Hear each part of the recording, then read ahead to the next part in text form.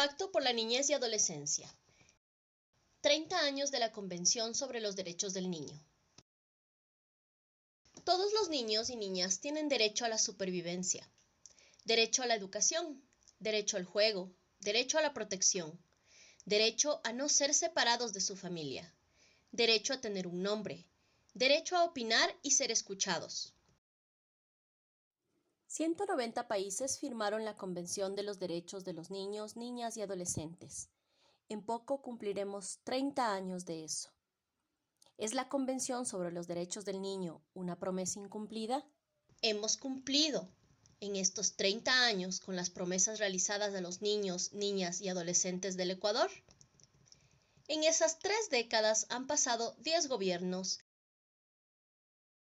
decenas y decenas de ministros, cientos de asambleístas, alcaldes, concejales, jueces, fiscales, defensores públicos, maestros, religiosos, padres, madres y dirigentes sociales. Los niños del país nos preguntan a todos nosotros: ustedes que nos hicieron una hermosa promesa, ¿han impulsado todas las medidas legales, políticas, sociales, económicas y culturales necesarias para cumplir todos nuestros derechos? Diremos que nuestro país ha cambiado y mejorado en muchos aspectos. Puede destacarse las políticas de ampliación de cobertura de salud y educación. El Ecuador cumplió con la obligación de adoptar un marco normativo favorable a los derechos de la niñez y adolescencia. Las constituciones de 1998 y 2008, el Código de la Niñez y Adolescencia del 2003 y otras leyes de protección son un claro ejemplo de este esfuerzo nacional. A casi 30 años de la firma de la Convención de los Derechos del Niño, su cumplimiento por parte del Estado presenta grandes desafíos, entre ellos los siguientes. El 24% de niños menores de 5 años padecen de desnutrición crónica y muchos sufren anemia. 1 de cada 4 niñas, niños y adolescentes viven en condiciones de pobreza. La pobreza infantil por ingresos en la población afrodescendiente llega al 42% y al 25% en los mestizos. La pobreza se ha infantilizado. Existe un estancamiento en el descenso de la mortalidad materna y de la mortalidad neonatal y de la niñez en los últimos años. 2 de cada 3 niños, niñas y adolescentes indígenas no asiste a un establecimiento que garantice el derecho de estudiar en su propia lengua y cultura. Solo 2 de cada 3 son establecimientos educativos interculturales bilingües. Las principales causas de muerte de adolescentes, suicidio, accidentes de tránsito, muertes por embarazo y parto, homicidios, son por causas prevenibles. El embarazo en niñas y adolescentes es una realidad dolorosa. Apenas el 36% del total de niños menores de 5 años participa en programas de desarrollo infantil o de educación inicial. 1 de cada 2 adolescentes considera que hay drogas en los alrededores de los centros educativos y dentro de su centro educativo y afirma haber visto a algún estudiante vender o pasar drogas. Los niños y niñas con discapacidad tienen serias limitaciones para acceder a una educación inclusiva. 6 de cada 10 estudiantes han sido víctimas de violencia escolar. 1 de cada 10 niños y niñas, no hay distinción entre hombres y mujeres, habría sufrido algún tipo de abuso sexual. A partir de 2014, la incidencia del trabajo infantil en la población de 5 a 14 años volvió a crecer para ubicarse en 8.7% en el 2008. Hay más de 180.000 niñas, niños y adolescentes venezolanos en Ecuador. Un 10% son menores no acompañados. Nuestras autoridades no escuchan a los niños. Nunca los llaman para conocer sus sueños y necesidades. Ante este desalentador panorama, ¿qué queremos? Reformas al CONA, Constitución. Reconstituir el Sistema Nacional de Protección Integral a niños, niñas y adolescentes. Cesar de violar la Constitución. Establecer una política nacional y políticas locales para la niñez y adolescencia. Establecer servicios especializados de atención para la niñez y adolescencia.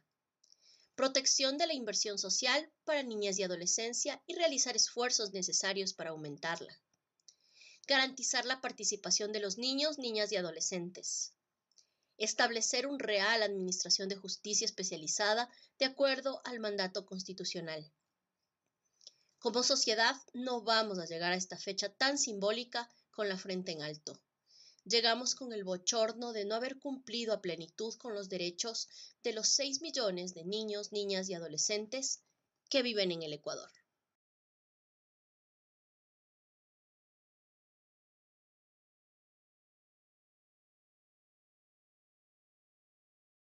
El derecho a la familia. ¿Por qué? Porque teniendo tu familia, cuando tú estés caído o cualquier cosa, ellos te ayudan. Entonces es el derecho más importante que tú puedes tener porque tu familia es tu apoyo. Que nos lleven a pasear, que nos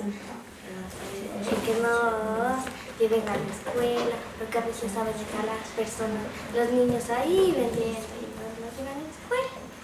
El derecho a la igualdad, porque no importa el origen ni la nacionalidad ni de dónde venimos, todos tenemos los mismos derechos como ser humano. El de los derechos humanos, me gusta más el derecho a la vida porque yo pienso que eso gira en torno a todos los derechos, porque si tenemos vida vamos a tener la igualdad, vamos a tener una familia, vamos a tener la educación, en fin, con la vida tenemos todo y entonces la vida hay que aprovecharla.